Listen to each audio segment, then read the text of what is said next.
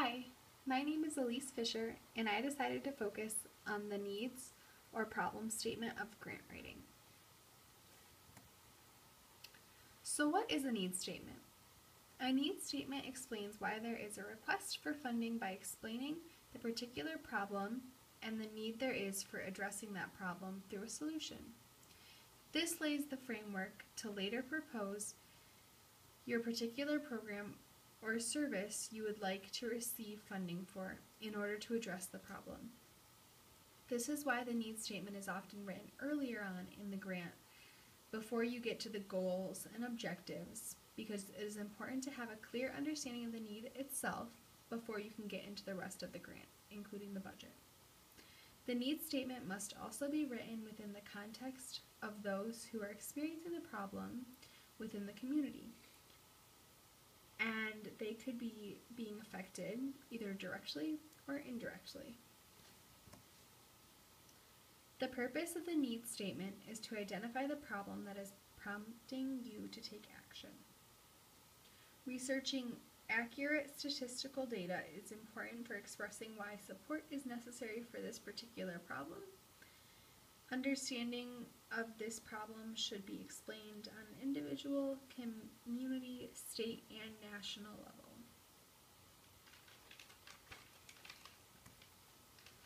There are 4 things that an effective needs statement does. First, it provides clear and supportive facts about the problem that is affecting those you are serving and how extensive that problem is. Secondly, it highlights factors that are creating or contributing to the problem. The third thing it does is looks at where there are gaps in current programs and services. And the fourth thing it does is it gives an understanding of the best practices in the group or community you are serving. Things that should be included in the needs statement are an understanding of the immediate needs that should be addressed first in order so that the problem doesn't get worse. It should include why the problem exists and give ideas on how to address the need in your community.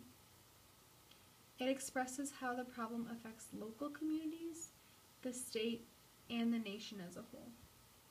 It compares the costs of a prevention or intervention program to the cost of the program or to the cost of the problem to the community if it is left unchecked. It also doesn't give an exact solution, but instead lays a foundation for a possible solution, which can be addressed later on in the grant. When writing a needs assessment, it is important to limit the amount of data to include only what is necessary, so that there is not an excessive amount of extra statistics that do not really contribute to the understanding of the need or problem. The first section of the needs statement should include an explanation of what the need or problem is and who is being affected by it. You should provide information such as the number of people per 1,000 people who are being affected and describe the population in terms of ethnicity, gender, age, education level, and socioeconomic status, if it will be helpful.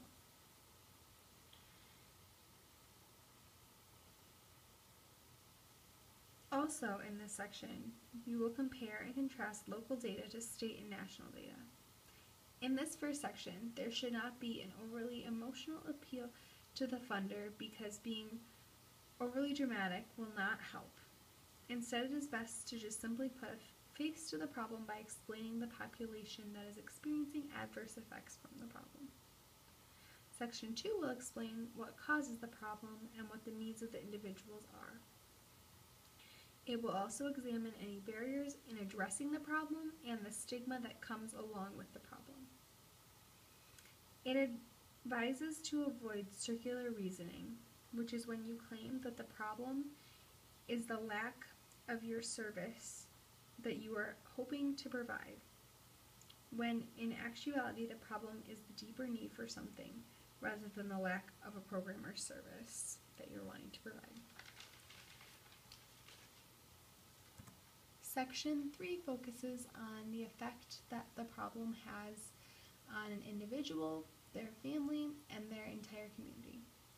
It also explains the importance of early prevention, intervention, and treatments.